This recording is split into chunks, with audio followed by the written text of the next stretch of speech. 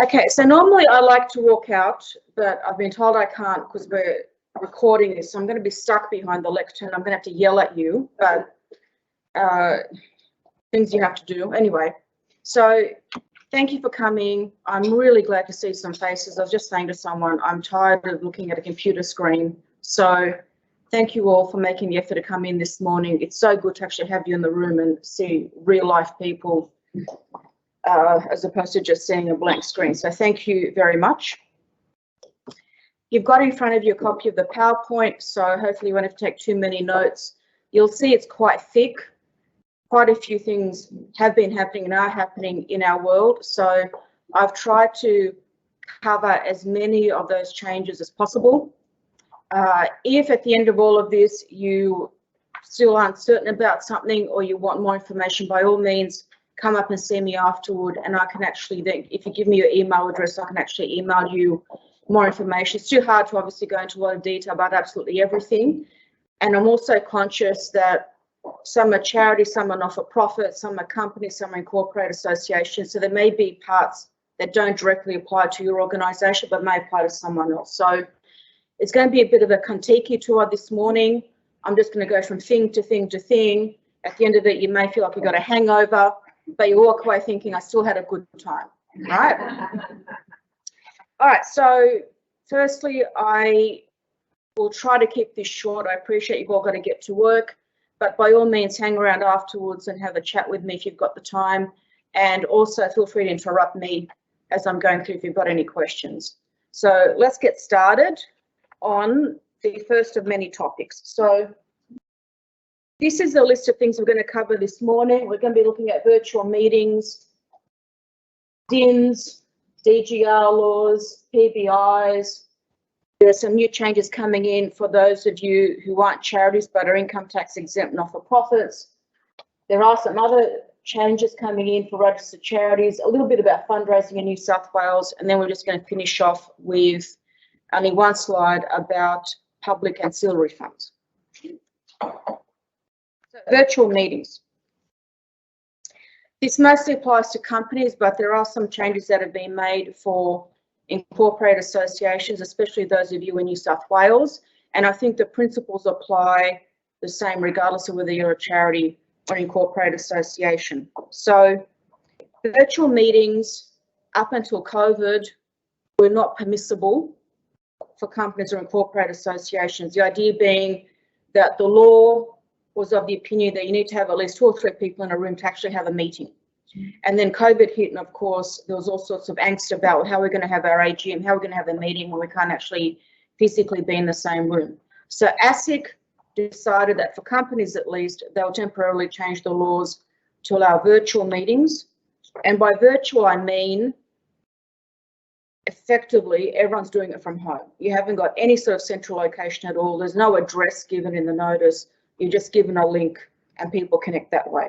That's different from a hybrid meeting, which has always been allowed, which is where you still give an address and people who want to physically attend can attend, such as what we're doing this morning, but people have the option of also joining in from home online. So that's always been allowed, but obviously we couldn't even do that when we had the restrictions. And so virtual means no one's in the same place. Everyone's actually connecting online. So ASIC decided to make it easier for companies to comply with all of their obligations to have meetings, especially AGMs.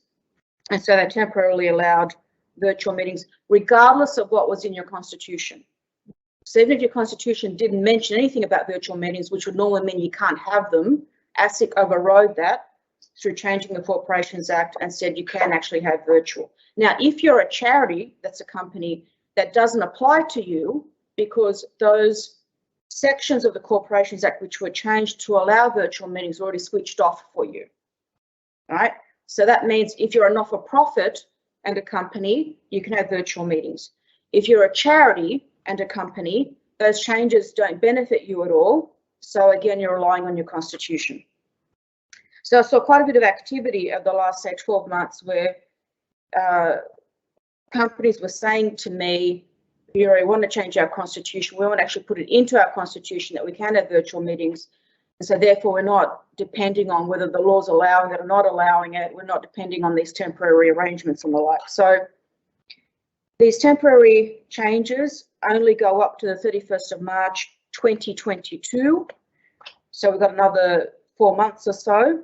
And that is the case regardless of whether you're a company or an incorporated association. I'm going to get to the permanent changes, right? And again, to make it easier, ASIC introduced some temporary arrangements about how companies sign documents. So if you've got a company and you want to sign a contract, normally you do it under Section 127 of the Corporations Act, which means you need 2 directors' signatures or a director and a company secretary. Obviously, again, that was hard during COVID, and so the Corporations Act was changed to allow electronic signatures to be applied. That is still the case. There are a couple of rules around that, in that the copy being signed by the director or the secretary has got to be the whole document, not just one page.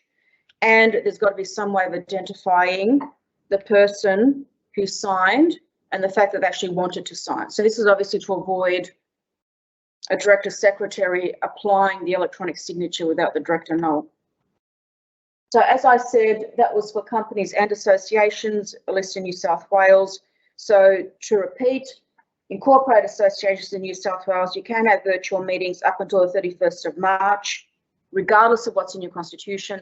Again, I would recommend the next time you review your constitution, just put it in as something that you're allowed to do. And the law also changed the way people can vote to allow electronic ballots, again, to allow people to vote virtually.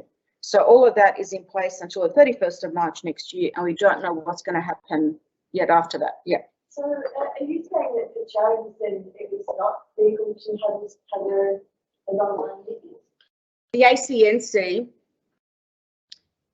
sort of filled the gap and said that if you're a registered charity, because you don't benefit from these changes happening in the Corporations Act, they will effectively adopt a policy in that they'll overlook the fact that you're doing it virtually. So it wasn't actually a change to the law, it was just a position that they took to allow charities to do the same thing. I had 2 virtual meetings. Yeah, yeah. So it was a policy, not a law. And again, I would recommend, next time you look at your constitution, put that in. Yes. Yeah. When you say next time you look at your constitution, you're recommending that we all update our constitutions in the next 12 months? I would. I mean, obviously, I would. My mantra always is you should be looking at constitutions regularly to make sure that they're up to date and you're making necessary changes. So I would have thought that at least once a year you'd be sitting down looking at it and making those changes.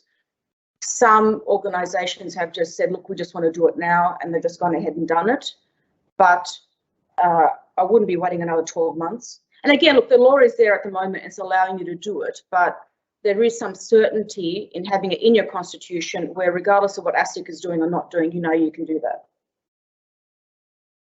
All right, so what do we do if we want to do this properly? Your notice of meeting, the document you send out telling your members you're going to have a meeting should have enough information in there to allow members to work out how they're actually going to connect, and also some information about how they're going to participate, right? Also, your technology is such, or has to be such, that it allows people to participate. So they've got to be able to ask questions and to be able to talk to each other. Now, I've read that some of the more resourced not-for-profits, which can afford to do this, they will get proper technology in. They'll do a test. If they're having an AGM, which is a serious meeting, they'll do a test run beforehand to make sure the technology is working. And during the meeting itself, they have IT people on standby in case there are any sort of technical issues. You don't have to have any of that. It just depends on what you're able to do. But you've got to be able to show that when you organise the meeting, you made it available to everyone. It was easy for people to be able to log in, and people were actually shown how they can actually participate. You can't have people just logging in and then not being able to say anything or communicate in any way. And I would recommend that even though this is technically for companies, incorporated associations should follow the same principles. It is important to know that if during your virtual meeting a member has difficulties connecting, or they did connect and there's, something happened and they lost their connection and they can no longer participate, it doesn't mean that your meeting's invalid. So don't be concerned about people subsequently saying to you, well, I had some sort of technical hitch and I couldn't participate after the first 10 minutes, and they want to then question whether or not the meeting that went ahead without them was valid. That's not a concern, right? So long as you did your best to make that available, what happens after that doesn't cause you any legal issues. Further, if you need to table documents at all at a meeting, I mean, obviously, if you have people in the room, you just hand out printouts. That's hard if it's virtual. So all you need to do is either make those documents available before the meeting or at the meeting electronically. So you either email the documents out or you give them some sort of link to allow them to access the documents online. So we're talking about at an AGM, financial reports, directors' reports and the like. You can make all that available electronically. However, members, especially with notices, members can actually say, I prefer a hard copy, in which case you have to do your best to try to make that available. Can you screen share? Is there any sort of thing about, because what if there's a last No, that's fine. change or anything like that? So screen share is absolutely fine. Yeah. But if I was to say to you afterwards can have a copy, Yes. you should make it available. Yeah. And they also recommend that if you're going to have any voting at the meeting, that you do that by way of poll, which means you count, unless your constitution prohibits it.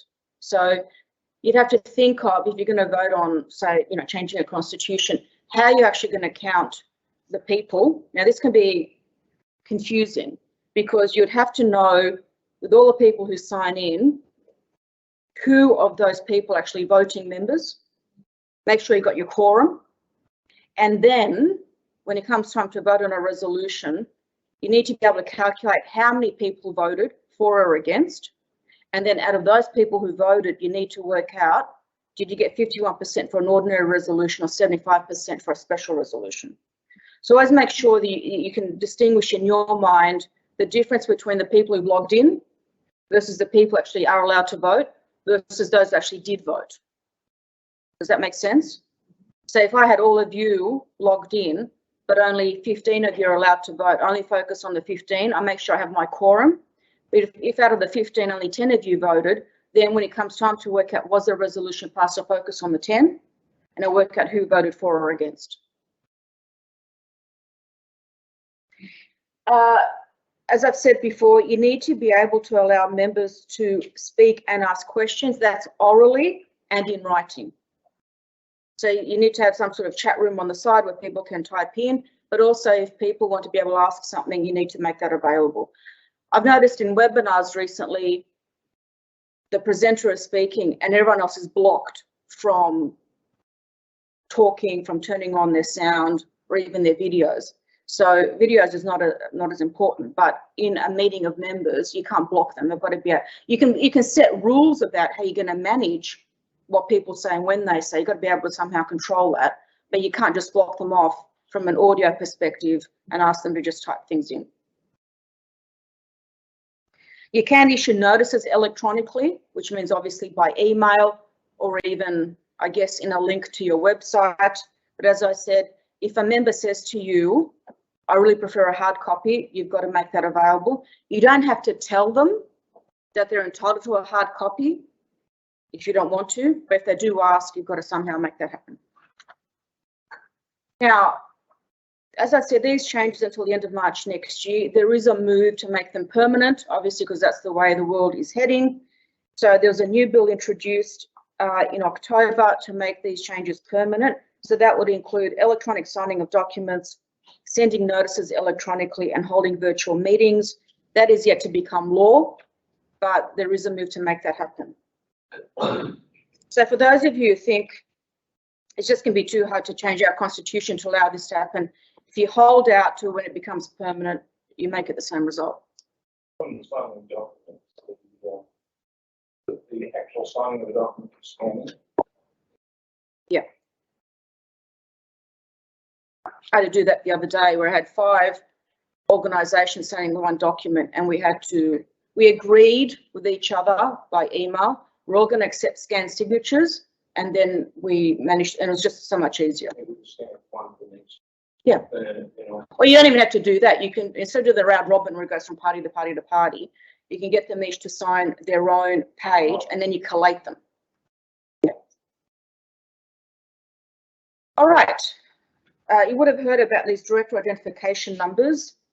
So that is an actual change to the Corporations Act, and that's already started, and it requires all directors of companies, and I'll tell you which companies, and future directors to obtain this identification number. So it's a, yes. That doesn't apply to not for associations though, does it? I'll get to that. Actually, I may as well say it now. It applies to all companies.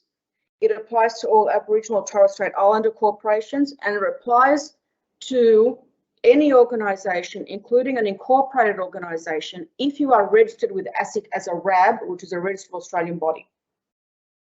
If you're not, if you're just a plain old incorporated association, you don't need one. All right. So this number has 15 digits, and it's your number forever. Doesn't change, it stays with you until you're gone. It is to stop fraudulent identities being created. So if I was a director of Mills Oakley Proprietary Limited, got myself into trouble, and ASIC banned me from being a director for the next 5 years, up until now it would have been quite easy for me to create an identity as someone else. I can fabricate my date of birth with it because there's no ID documents required to become a director. I create a new name, a new date of birth, and I become a director of another company the day after. And obviously that leads to all sorts of trouble. So to get around that, they've given each person this identification number, which you've got to quote, which obviously then means I can't then go and create a new identity next week. It is administered by the Australian Business Registry Services, which is a website, but it's regulated by ASIC. So there is a bit of a difference there. Now, what are the timelines? If you already are a director of a company, you've got until November next year. If you're going to become a new director, so you haven't been a director before, and you're appointed between the 1st of November this year and 4th of April next year, you've got a month after your appointment to get your number. And from the 5th of April onwards, if you're going to become a director, you've got to get your number before you get appointed. So if you are CEOs of not-for-profits, this is something you're going to have to manage. So think about how this is going to work, especially say if you've got an AGM and directors are being elected, right? If you've got an AGM in 2022 and you call for, so say I nominate myself, right? I actually, if I'm successful, I'll be elected at the AGM meeting. I'm a director pretty much from the moment I'm elected. But according to this, I should have given you my number before I got elected, but I didn't know that I was going to be elected, right? So you're going to have to manage this process to make sure they don't fall foul of these laws. So, sorry? Sorry, I've been thinking about that. So AGM is in May and we've got 3 vacancies that will be needing to be filled. So I thought that in the call for nominations it would be stressed that you have to have. Yes. Even though they may never get to be a director, they'll have to have their own number. So you'll have to include that as part of your paperwork and your preparation for your meetings if you actually elect directors at those meetings. Or even at board meetings, if you're appointing co-op or independent directors, make sure that's part of your process going forward. What are the offences under this new law? They're all included in the Corporations Act, and as I said, ASIC enforces them. There are fines, there's even imprisonment for fairly serious offences. And I wanted to let you know, because this wasn't all that easy to find, this is something that occurred to me, there's currently no requirement. So if I get my DIN, I don't at this point have to give it to ASIC. I got it through the ARBS. I don't have to give it to ASIC, and I don't have to give it to any companies of which I'm a director. Now, what's going to happen is at some point in 2023, so about 2 years from now, the register of companies that ASIC currently controls, you know, you can go and do a company search and it's all there, that whole register is going to be transferred across to this ARBS, right? So at that point in time, in 2 years' time, when that happens, then my number is going to be attached to all the companies of which I'm a director. So they're going to be linked, right? So at the moment, I don't need to do anything, but I'm guessing from then on, there's going to be some sort of reporting requirement as to how all of that happens. And if I were to be appointed as a director so next year I get appointed to another charity board, then obviously the charity board would want to make sure that I'm complying with these requirements. So they'll say to me, Vera, as I just mentioned at these AGMs, give us your number so that we can make sure that all the records are kept up to date. And obviously for me now, even if I change my address, because I've got this DIN, I'm going to have to then notify the ARBS because it's got all my contact details that I've now just moved house and I've got a new address. So it's just a whole other level of reporting that we're going to have to be on top of. This doesn't, sorry, yes. And that reporting is the responsibility of the individual. Of the individual, but I would have thought management would want to make sure that they're helping the directors be compliant. This doesn't replace any existing obligations I have as a director to keep ASIC informed of any changes. So again, if I move house, if I change my surname, I'd have to notify ASIC. All those requirements still say the same. So this is just an additional requirement. It doesn't replace any existing requirements. How do you apply? Listen, I did it. If I can do it, anyone can do it.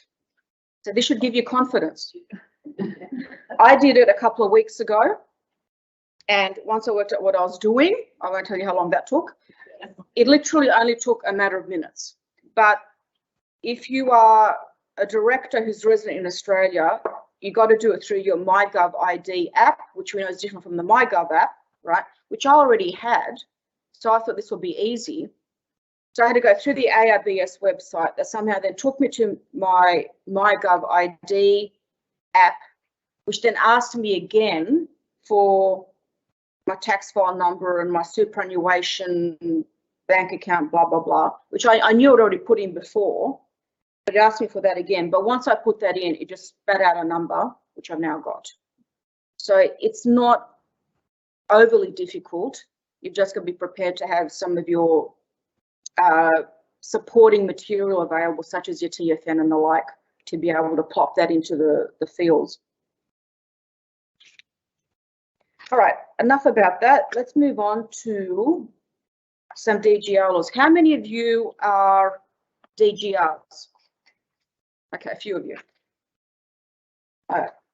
I won't spend long on this because it doesn't apply to everyone, but I still think it's worthwhile knowing. So these changes, which have now commenced, have been in discussion since 2017. It's only 4 years. Often it takes up to 10 years. So they're improving. It finally became law on the 1st of October, and it applies to deductible gift recipients. You'll know that you're a deductible gift recipient because it'll be on the ABN lookup website, and it means that you are able to receive tax deductible donations. What are the changes? The changes are that if you are a DGR and you're not connected to government, you should now be registered with the ACNC as a charity. There used to be, and still is, this whole group of DGRs out there which have never registered with the ACNC, but should have, right? And so now it's law that you have to be registered. There are some DGRs that are government connected. They can never be charities. So the Art Gallery of New South Wales is a DGR. If I make a donation, I get a tax deduction, but that's run by government. That can never be a charity. But there are many DGRs out there that have no connection to government, but have never bothered registered with the ACNC. And now it's been decided that you have to be. You either have to be registered yourself as a charity, or you've got to show that you're sitting underneath a registered charity. So that's what's just, actually it's going to start next Tuesday on the 14th of December. So that's a new change, and they've given people a year to get their act together and register. If you can't get it done in that year, you can apply for an extension, but hopefully a year should be enough. These next two slides are those that are most likely to be affected. but it doesn't mean it's limited to this list. And I called the ATO when this first happened, and I said, are you actually going to be notifying DGRs that they should be registered? And they said yes. So if nothing else, you should be getting some sort of communication, an email or a letter from the ATO saying, because of these new laws, you should be registering as a charity with the ACNC. So I'm hoping that no one falls between the cracks. And what do you need to do? Simple, you've got to actually apply to be registered with the ACNC. So there'll be an application form along with potentially some written submissions as to why you're eligible to be a charity. So it probably doesn't apply to any of you, but it is something that's been talked about for a long time, and I finally managed to get it across the line. So as I said, that starts next Tuesday. All right. PBIs, how many of you are PBIs? None. Can you not something like acronyms, please? Because I didn't know the other one. Okay, so PBIs, public benevolent institutions, right, which is a special sort of charity. So out of all the different sorts of charities you can have in Australia, a public benevolent institution and a health promotion charity give you the best tax concessions. So many organisations will try to get registered as one of those two, and it's usually as a public benevolent institution. But it's not easy, as some of you in the room know. It can result, at least for me, in many trips to the hairdresser because of the grey hairs I get trying to get endorsement. It is, and in my opinion, even though the laws seem to be becoming more flexible, I think the ACNC is becoming more difficult in terms of actually approving charities as being public benevolent institutions. And it's funny, it's one of those sorts of charities where I'll get people calling up on the phone and saying, Vera, we want to be a PBI. And I'll say, okay, well, what do you do? I need to determine whether you're eligible. Now they'll say, oh, no, you tell us what we need to do and we'll do it so we can become a PBI. Right? So it's a very popular category. It has many, many benefits attached to it, but likewise, it isn't easy to get. So there was a case some of you would have heard of that called Global Citizen, which was handed down a few weeks ago. It's one of these landmark cases. There's been a lot written about it for those who are charity geeks, because it once again extends the law to allow even more charities to apply and get this PBI endorsement. So quickly, what was the situation? There was an organisation called, and it is still called, Global Citizen Limited International. It was an education and advocacy organisation trying to create this movement to end basically extreme poverty, and they did that through music concerts and other sorts of big public events to bring this issue to the fore so that the wider community, the public, was made aware of these issues that are plaguing the world. And in that way, they were trying to use that momentum to then be able to go and talk to various politicians and the like to say, you know, we are really serious about this. We need to do something to actually address the issue of extreme poverty. And that's the way they actually tried to relieve poverty. They applied to be a PBI, got knocked back. The ACNC refused. They said that Global Citizen was not providing direct relief. I mean, it's not your typical way of running a soup kitchen. People come in and you feed them or you give them sort of short-term housing. This is really at the other end of the spectrum where you can argue there's no connection at all between having a musical event and ending world poverty. So there was quite a huge gap between the two. And the ACNC said that gap is too huge for us to be satisfied that what you're doing is actually going to be effective in ending world poverty. The ACNC said what you're really trying to do is convince government and philanthropists and educate people about the issue of poverty, but actually not relieving poverty, which you need to be if you want to be a PBI. So they knew it was going to be hard to get the endorsement. They nevertheless applied because they wanted to receive distributions from ancillary funds. So let me explain that to you. An ancillary fund, you may have heard of it, it's either public or private. It is where it's a pool of money. People make donations and they get their tax deduction. And that's called an item 2 DGR, an item 2 deductible gift recipient. By item 2, I mean it doesn't actually then do any work itself. It dishes out that money to other charities which are doing the work. So it's a foundation of sorts, right? And item 2 DGR, these ancillary funds can only give to item 1 DGRs, which are usually these public benevolent institutions. So Global Citizen was saying, we want to be able to receive funding from these foundations, from these ancillary funds. We can't do it unless we become a public benevolent institution. So that's why they applied in the first place. So the ACNC rejected their application. They would have then gone through some sort of internal review, and then they appealed to the Administrative Appeals Tribunal. And the Administrative Appeals Tribunal looked at what Global Citizen was doing to decide, was the ACNC right in rejecting it, or do we need to broaden our understanding of how charities work in the 21st century to allow these sorts of activities to be eligible for endorsement as a public benevolent institution? And the tribunal, in looking at all that, relied on a previous landmark case called Hunger Project. I don't know whether any of you have heard the Hunger Project case. Yes, no? No, okay. So the Hunger Project case was from 2014, and it was a landmark case because prior to then, if you wanted to be a PBI, you had to show the Charities Commission, or even before that, the tax office, that what you were doing as a charity was directly helping people in need. So you had to show that your activities were helping people who were sick, feeding the homeless, housing people, providing mental health relief, whatever it was. You had to show that direct connection. Hunger Project was different. Hunger Project was an organisation that only did fundraising. That's all it did. It had no connection with the people in need. It was just fantastic at fundraising. But it was part of this conglomerate of charities. And what it did was it fundraised to give money to the other charities, which were then giving the direct relief. So Hunger Project said, we are part of a bigger group. This is our role. We still think that even though we're only fundraising, we are still helping people in need by funding other organisations that do that work. And the court held that, yes, we have to be modern about this. We have to be open about this. That, you know, people are operating charities differently in this day and age than they used to.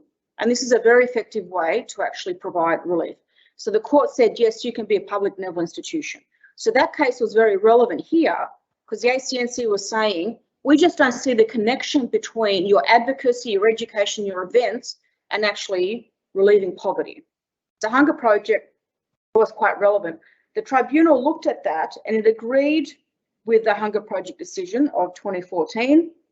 And it said that our modern day contemporary meaning of what it means to be a public benevolent institution means that you do not have to directly provide relief.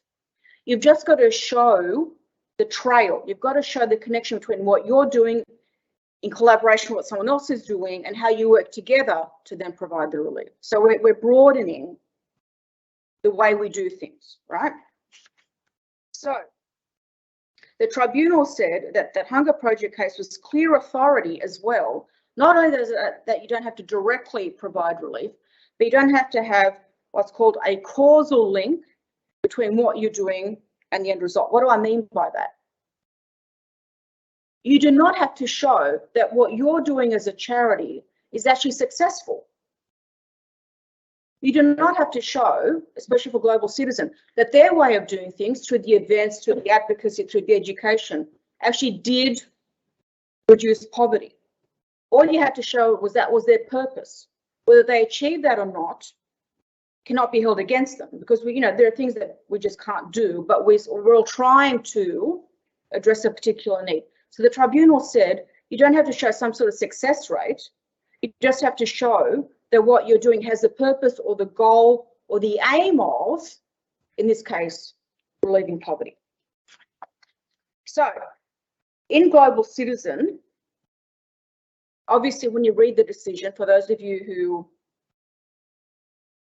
are sitting at home on a Saturday night and it's raining outside and there's nothing on TV and you, gosh, what am I going to do? Let me read the Global Citizen decision. or if you're suffering from insomnia. Obviously, in that decision, you can see the ACNC struggling with this and saying, well, hang on a second, this just doesn't sound right. This is not what a PBI is. And by the way, we've checked out Global Citizen, we looked at all their activities, we looked at their constitution, and we think that Global Citizen, may to some extent be trying to relieve poverty, but it's got all these other independent purposes. It has an independent purpose of education and advocacy. The word independent is never a good word in the context of charity law or public benevolent institution law. They don't like independent, right? They don't like you doing a charitable thing and also then something different. You've got to show how somehow or other it is all connected, all your goals are connected, all your activities are connected. So the ACNC said, we've checked them out. Yeah, they may be trying to relieve poverty, but what they're doing in terms of advocacy and education is independent. It is on such a scale, it's independent of relieving poverty. And because they've got those other independent purposes, they can't be a PBI. So the ACNC was really putting up a good fight. They said, again, we've looked at what Global Citizen is doing. Relieving poverty is not their main goal. It could be one of many goals. It's not their main one.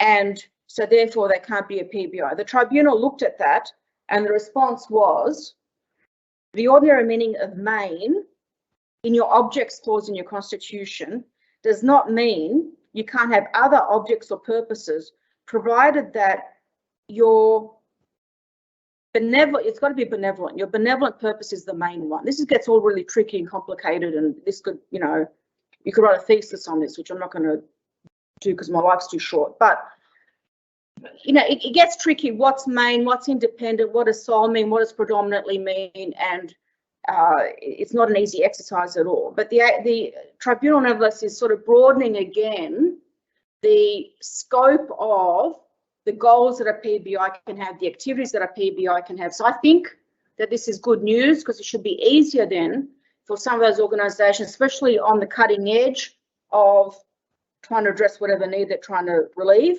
It means it's more likely that they're going to be able to get endorsed as a PBI. So after all of this, the ATO went back to reading the Constitution of Global Citizen. You'll hear the word constitution many times this morning. I cannot overemphasize the importance of your constitution, right? Went back, read the Constitution of Global Citizen, said Global Citizen really only has one purpose. They want to relieve poverty. Everything we've looked at still comes back to this main purpose. They want to relieve poverty, and they use education and advocacy not as separate purposes, but to underpin and to carry out their main purpose of relieving poverty. I've quoted here from the decision, and the last sentence is most important in that, you're not lawyers, so you don't need to think about this, but sometimes people get confused with charity law and public benevolent institution law, and they think that the same rules apply. They don't. The tribunal said that a PBI does not have to have exclusively benevolent purposes. So it's really, when you're looking at whether or not you can be a PBI, you've got to look at everything. You've got to look at your constitution, you've got to look at your activities, you've got to look at it as a whole, and as a whole say, what is the main thing we're trying to achieve? And is that main thing benevolent? Is it helping other people? If you can prove that and everything else fits into that main goal, you should be able to get endorsed as a PBI. Yes. Previously, I've successfully managed to get PBIs for organisations where maybe only 10 or 20% of their objectives were PBI relevant by setting up completely separate. Yes. But still associated with them. I'm about to start growing it for another 2 organisations. Again, the PBI relevant area would only be at the most 20% of their activity. Do you think it's worthwhile trying to get it for the organisation as a whole, or go back to the other approach of setting up a completely separate organisation that only has the PBI activity? So leave their old one there as it is. Right, okay. I think if people had a preference, they'd always just want the one organisation for a number of reasons, one of which obviously is administrative, but secondly means that your donations coming in can be applied to anything, right? If you siphon off the PBI activities, then the tax deductible donations are only going to those activities and not what's being left over in the other organisation. So ideally, you should have one. And I think because these laws are emerging and expanding, your first port of call should always be, can we get PBI endorsement for the whole within this expanded definition? And then if it looks too hard, then restructure and separate out the PBI activities. The other objectives, they wouldn't be allowed to use Dgr donations for those. Oh, right, okay. objectives. So what I did previously was the new organisation, the members were only the board of the other organisation, and the board was automatically the board. Okay, of the yeah, other yeah. organisation. And look, That's what I'm thinking of doing, yeah. and that works. Look, obviously there are different sorts of DGRs and different rules, but I would still, given that there is changes happening all the time, I would still, as my first question, ask myself, is there a way of doing it within the organisation? Yeah. And if you can't, then by all means go and restructure. Yeah. All right, so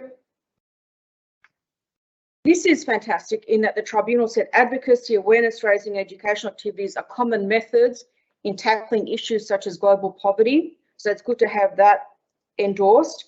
And it found eventually that Global Citizen was an entity organised for, conducted for and promoted relief of poverty, despite their unorthodox ways of doing that. So once again, we see that the courts are trying to be more modern, more contemporary in their analysis of how charities are actually doing their work, and they're appreciating that many PBIs find the political process is not only a regular part of what they do, but indispensable. So it's good to have that as well. And last night I received, because I'm in the ACNC professional user group, I received a copy, I haven't read it yet, but I received a copy of some sort of statement or guidance, it could even be a Commissioner's interpretation statement, I don't know, from the ACNC about their interpretation of Global Citizen. And I think that's going to be made public in the next day or so. So wait for that to come out, because that will now be the ACNC saying we've now absorbed what the tribunal said, and this is how we're going to apply it. If you can't get hold of that, email me and I'll flick it across to you. All right. Another interesting case is this one of the Women's Life Centre from this year. Again, they wanted to be a public benevolent institution. They went to the tribunal and they failed. So this was the opposite result. This organisation provides counselling and other services to women experiencing pregnancy crisis. And as I said, they applied to the ACNC, got rejected. They went to the tribunal and the tribunal said, we agree with the ACNC. So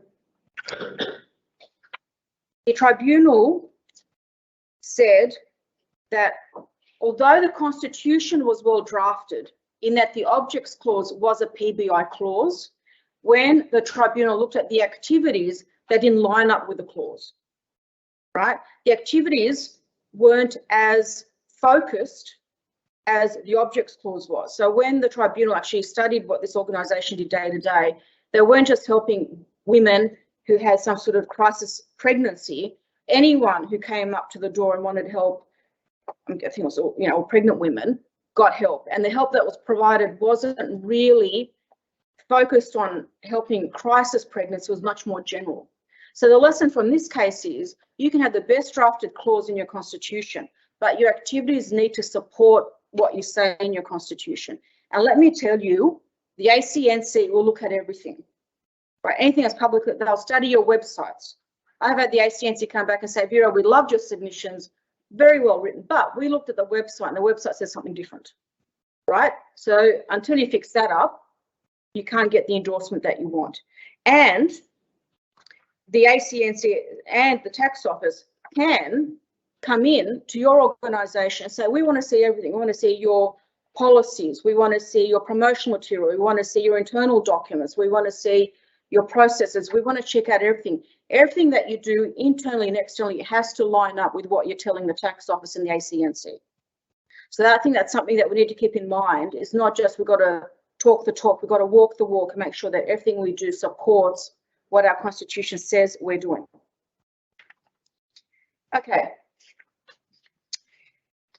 Are any of you not charities and you don't pay tax?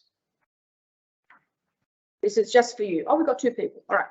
Okay. So up until now, you have had to self-assess your income tax exempt status, right?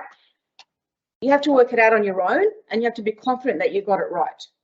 You could apply to the tax office for a private binding ruling, which is where you write to the tax office and you say, here's our Constitution, here's what we do day to day. Can you please confirm our assessment that we are income tax exempt? And they look at all that and they hopefully send you back a letter saying, yes, we agree, you don't have to pay tax. That ruling would last for 3 years and you'd frame it on your wall so that you never forgot that you had the ruling, right? But most not-for-profits, which aren't charities, just wing it. And many of them get it wrong. They're not paying tax when they should be paying tax. And there are others, God bless them, they're happy to pay tax and they don't have to be paying tax, right? So there was a lot of grey. So the tax office got some funding to start a new system for those not-for-profits. And from the 1st of July 2023, those income tax exempt not-for-profits will have to lodge with the tax office some sort of annual review where your board, I think your board should be signing off on this, but you can obviously have management included.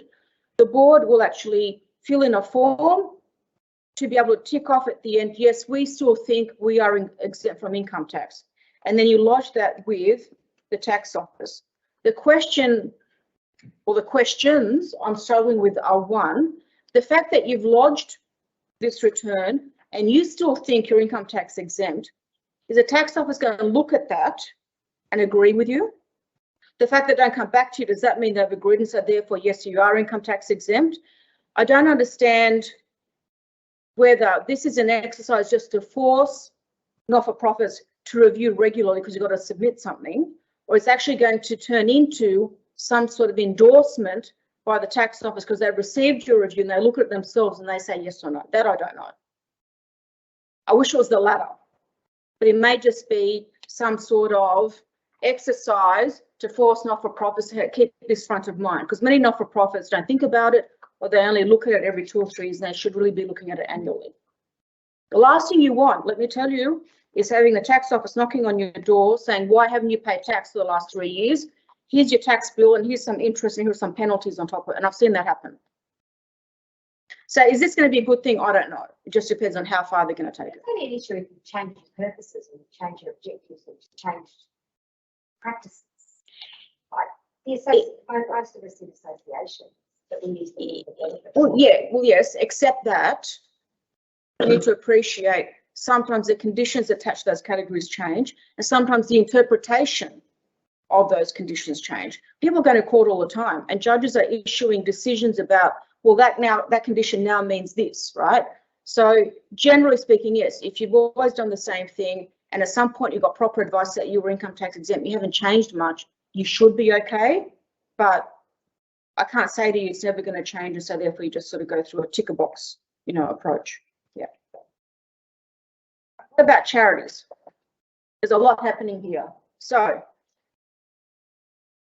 from the 30th of July this year, the ACNC charity register is supposed to include a link from the charity to its disclosure on the Australian Electoral Commission's transparency register, right? So if a charity has been making donations which are caught by that AEC register, it's now going to be much easier for the public to access that, because if they link into Homes for the Homeless Limited on the charity register, and Homes for the Homeless has actually made electoral donations, there's going to be a link now that takes you to that page, and so it's much easier then for the public to see where you're donating your money. And I think it'll be much easier for the ACNC to see, are you still complying with all the rules around advocacy? So This is to catch, I think these definitions are almost useless, but anyway, this is to identify electoral expenditure that a charity has made, which is money spent for the dominant, here we go, another adjective, dominant purpose of creating or communicating electoral matter. And electoral matter is something that's communicated to influence the way people vote. Now, we all know that as a charity, we cannot publish anything or say anything which has the purpose of telling people how to vote. Right? If you do that, you can get deregistered. You can say the Liberal Party has got these policies which we like, the Labor Party has got these policies which we don't like, or vice versa. So you can comment on the policies, but you can't be saying in your material, so we think you should vote Liberal and not Labor. If you do that, you get deregistered. And I think this is another way of capturing that, right? Because the ACNC is finding it much easier now by pressing on this link to see where you've spent your money. And then they can start asking you questions about how you spent your money. So just be conscious of that. Yes. So, but you can still attend their events and their functions, but you maybe want to be seen to be attending both sides, so that it looks like they're not going to pick you up if you've only attended one side. No. I was at a Swedish function this week, and somebody from the childcare sector got up and read a pre-prepared question to the Premier about what he was going to do. Now, that was a paid function. So you can still do that, but it's about telling your donors how to vote. Is that? Yeah, and it's how you spend the money. Yeah, right. Right. So it's not just a matter of attending an event, because you could argue I'm attending the event because I want to hear about what that party's going to be doing about these issues, you know, in the upcoming election. Yeah. But if you go and give a donation of $100,000 to that party, that's going to get picked up. Yeah, right. Yeah. All right. Next change is, you would have probably heard, the ACNC legislation that created the ACNC came out in 2012. And these days, the practice is every act that comes out should be reviewed every 5 years. So I did a review of that. I know it's now 2021. Let's not count how many years it's taken, just the way things are. But, you know, that took a long time. And so there are all sorts of recommendations about how that actually be changed. 3 of them, amongst others, have been picked up and are actually going to now be implemented. I'm going to go through these 3. They've got to do with revenue thresholds, disclosing related party transactions, and disclosing remuneration. So the first one is, we all know that charities are classified as small, medium or large, and that depends on the revenue in a particular year. And it used to be 250 is small, between 250 and $1 million is medium, and more than $1 million is large. And people are complaining that the thresholds were too low, right? So they've changed the thresholds. You'll see what the new thresholds are, which has the benefit that more charities will be captured in this medium and more categories than used to be the case, which means the reporting is lessened, because the smaller you are, the less you've got to report. So I think this is a good change for charities, and this starts in the 2021 and subsequent financial years. So effectively it started, right? So that's beneficial, and it means you should reconsider how you've classified yourselves and what reporting that then entails. The next one is remuneration. So this applies to large charities.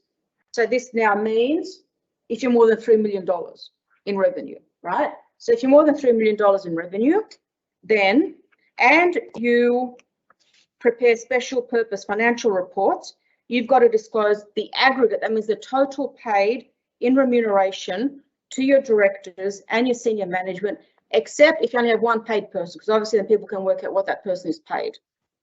2 or more people are paid, you've got to put into your reports, we paid a total of X dollars as remuneration to these people. And I'm not an accountant, there are a couple of different accounting standards that apply to this. Again, if you need more information, email me. There's one accounting standard that actually asks you to break it down between short-term employee benefits, long-term benefits, termination benefits, share-based payments and the like. It's a much more detailed breakup of what their remuneration was. The other accounting standard doesn't ask you to do that. But keep in mind, this is only for large charities, right? Not for smaller ones or medium ones. Related party transactions. Yes, I agree. I feel like grunting. Now, this is messy. It should be so much simpler than what it is, but it's messy because if you are a company, you've got requirements under the Corporations Act, and if you're a charity, you've got different requirements under the ACNC legislation. You need to comply with all of them. They've got different rules, different exceptions, and it's just a nightmare. However, there have been changes about this for charities. So this applies if you're a charity. It doesn't matter whether you're a company or an incorporated association. You need to be aware of this. A related party transaction is where you're giving something, whether it be money or a service or something, to a related organisation or a related person. That can include your directors and their spouses and the like. So it's a fairly wide definition. And if it is material in nature, we don't know what material means yet, we're waiting for some guidance on that, then it's got to be reported. So, sorry for all this text, but I wanted to make sure I captured everything. If you are a small charity, we now know that that means less than $500,000 in revenue. If you are a small charity, then you have to give a brief description in your annual information statement about your related party transactions. If you are medium or large, you've got to give much more information in the financial statements that are prepared and also in your summary in the annual information statement. This law, if you're already preparing general purpose reports, this already applies to you. But now it's also going to apply to those who prepare special purpose financial reports. So it's broadening. And this is going to start in 2023. Something to look forward to. All right. I'm conscious just after 10, so I'm going to rush through this. Fundraising. For those of you who fundraise in New South Wales, is that most of you? Yes? Okay. So, changes to the law happened earlier this year. They started on the 1st of July in 2021. And I'm just going to run through the main changes in case you haven't heard about this. There wasn't a lot of fanfare about this, and I think there are many charities out there that don't appreciate these changes that actually happened. One is you can now get a fundraising license for up to 5 years. I think it used to be 3 years before. And if you are registered as a charity with the ACNC, you automatically are able to get one. You still have to apply to get the license, but you don't have to show you're eligible. The fact that you're a registered charity means you can get this fundraising license. Is their attempt to streamline things. Next, if you are an ACNC registered charity, you only have to report to the ACNC. You don't have to give an annual report to Fair Trading. Again, an attempt to streamline reporting. There's an increase in penalties, which I'll get to. That's the exciting part, the fact that we can go to jail. Yes. Other states. So if you're fundraising nationally. All of them are following suit, right? They're all doing a similar thing. And some of them are actually ahead of us. They did this a while ago. One of the things that Fair Trading can now do is actually just issue penalty infringement notice. It's just a penalty notice like a fine, which I couldn't do before, right? So they're really cracking down. Why are they cracking down? A lot of this came out of the Bergen inquiry, right? The New South Wales RSL case you all would have heard about, right? All sorts of fraudulent activities going on. They did a huge inquiry and they thought, gosh, we've got to crack down on fundraising. And so this is now a result of all of that. And you would have remembered that you used to have your license, then you had these standard conditions sort of floating out there somewhere that you had to comply with. Those standard conditions are now contained in a new regulation. So we know where to find them now, which is good. There are updated reporting requirements, which I've got there, which you have to comply with even if you didn't receive any fundraising money, which is interesting. And if you raise more than $250,000 in a financial year, your accounts have to be audited. There's more regulation around transparency, which is all contained now in the regulation. Again, I won't go into that with you. That's all quite detailed. But please have a look at that because it could impact if you're contracting with people to fundraise on your behalf. Make sure those agreements are reviewed to ensure that they're now up to date with the new law. So have a look at all that. Trading agreements as well. If you've got trader agreements, for those of you who don't know what that is where you have an arrangement with a business usually, and they sell goods or services and some part of that goes back to you, that's a trader agreement, make sure that that agreement is up to date. Okay, so with the updated reporting, within 6 months after each financial year, you've got to give a written statement that during that year you have complied. So they want you to sign out that you've actually done the right thing in that financial year, that you've complied with the Act, the regs and so on. So that's your way of nailing yourself to the post. Obviously, you'd want to make sure you actually did comply before you sign off on something like that. And as an example of what can go wrong, we heard about the Celeste Barber case, where she obviously wanted to help during the bushfires, didn't really talk to anyone, went through a fundraising platform, didn't expect the level of support that she got. I think they're up to $50-something million. People were donating thinking that this money was going to help the families that were impacted by the bushfires. But of course, this was all going through the New South Wales Rural Fire Service, and lo and behold, once all the money was collected, they looked at what the New South Wales Rural Fire Service could use its money on, and it wasn't to help people who are victims of bushfire. So the New South Wales Rural Bushfire Service had to go to court. You can go to court if you're a trust, and you can go to court to get direction. So it's not actually suing someone. You can actually go to court, to the Supreme Court, to see a judge, to get directions from the judge about what do we do to make sure we are legally compliant. And the judge looked at the constitution, the rules for the Rural Fire Service and so on, and said, look, I'm sorry, but despite what the public thought they were donating to, based on the rules of the Rural Fire Service, you can only really help the firefighters, not the people who were impacted by the bushfires, which obviously was not ideal and would have been embarrassing for Celeste Barber, amongst others. So we need to be careful, and sometimes you can't control what individuals are going to do. They want to go off and fundraise on your behalf without even telling you that they're doing it, and then you end up with this embarrassing situation. So I think we need to be more alert to that, especially with these online fundraising platforms. People will start campaigns without even reading the rules of that platform. They get excited, they're passionate about a cause, they go in, they start the campaign, people donate because they're generous, and then it's only after the event that they realise, oh, I actually can't use this money that we've raised for the purpose that I thought it was, or there's some other loopholes or hurdles I've got to jump before the money can be used, and then the public get upset, and then the public think, well, why, especially the Celeste Barber case, why didn't someone tell us this was going to be an issue during the fundraising campaign?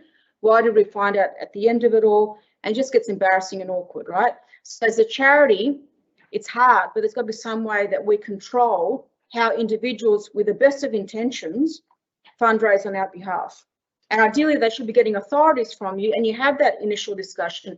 Yes, Vera, we'd love for you to fundraise for us. However, these are the rules, and you need to appreciate that any money you raise can only be used for this and this and this purpose. And then penalties. The penalties have gone through the roof if we're going to breach the fundraising laws. The penalties are much higher, and there are prison sentences if we really do something egregious. Okay, and finally, the last one, I said I'd finish off with the public ancillary funds. They're changing the guidelines. The public ancillary fund, as I said, is a foundation of sorts where the public is invited to make donations to this foundation, and then the foundation promises each year it's going to invest that money. It's like an endowment fund, and each year it's going to distribute a certain percentage of that money to an item 1 DGR, which is a deductible gift recipient actually doing charitable work, right? So an example is, Mills Oakley sets up, it's called a PAF, invites all the employees and families and clients to put money in, and then Mills Oakley decides at the end of each year, this year, with all the money that we've raised, we invested it, and we're going to distribute 10% of the money we've collected we're going to focus on disability this year. Next year, we're going to focus on the arts or whatever it is, right? So it gives the PAF the flexibility to decide strategically what they want to do with that money. The guidelines are quite old, they're about 10 years old. So Treasury is looking at updating them. I think the deadline to make submissions is today, if you want to have a look and write anything in. One thing that's right, go back and do that, yes. Just grab some food before you go. And one thing that we picked up on was that because the guidelines say that you have to distribute a certain amount of money each year, sometimes that is just practically difficult for a PAF to do that. And they could write into the ATO and say, for this and this reason, can you please give us permission to distribute less? You know, COVID happened, our fundraising didn't happen the way we wanted to, and so you ask for permission. And the commission just writes back and says, yes, I agree, no, I don't agree. Now the PAF guidelines, if this gets passed, will allow the PAF to actually appeal that decision. So the commission says, no, I don't agree with what you've said, you're still going to distribute the minimum 4 or 5%, then the PAF can actually take it further. Right, so that's interesting if you run a PAF. Anyway, I am going to stop there before I run out of voice. So any questions, anything that I didn't explain well enough? Can you see there's a lot there? There's a lot happening. And I feel as if COVID sort of stalled things and now suddenly it's all just happening. All right, well, thank you very much. Take any materials you want. We've got more materials there if you want them. Grab some food. If you want to stick around and have a chat, do that. But otherwise, thank you for joining me.